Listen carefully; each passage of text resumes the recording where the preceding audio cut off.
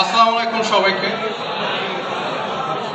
আমি স্টেজে আসার সময় দেখলাম কয়েকজন নারায়ে তাকবীর আল্লাহু আকবার বলছে, তারপর আবার চুপ হয়ে গেল।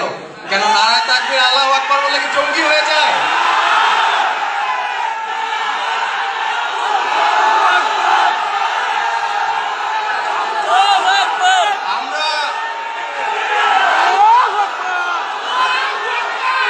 আমরা সবাই জঙ্গি বিরোধী, কিন্তু আমরা একই সাথে জঙ্গি নাটক বিরোধী।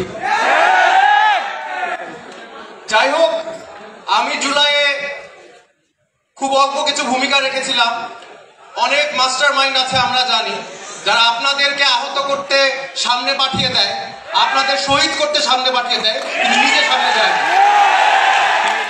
আমি আমার ছেলে মেয়েদের সামনে যে বলেছি, গুলি ওদের আগে আসার আগে as a teacher it should be on me. ছাত্রদের গুলি আসার আগে আমার গায়ে আসা উচিত, শিক্ষকের গায়ে আসা উচিত। এই আদর্শে নিয়ে আমি সামনে ছিলাম। আমি কাউকে সামনে যেতে বলি নাই যতক্ষণ না পর্যন্ত আমি নিজে সামনে ছিলাম।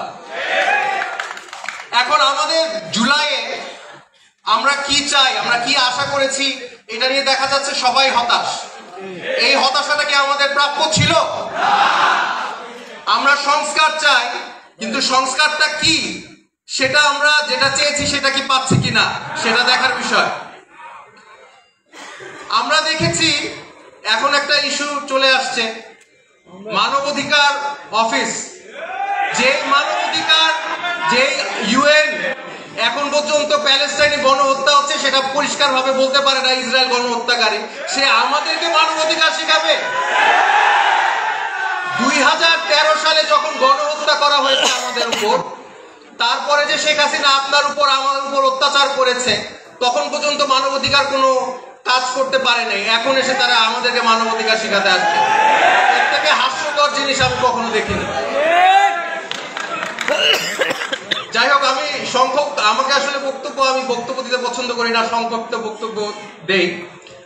আমি আশা করি বাংলাদেশের, নতুন বাংলাদেশে আমরা যেরকমটা আশা করেছি, যেরকমটা সংস্কার চেয়েছি, সেটা আমরা পাবো ইনশাআল্লাহ।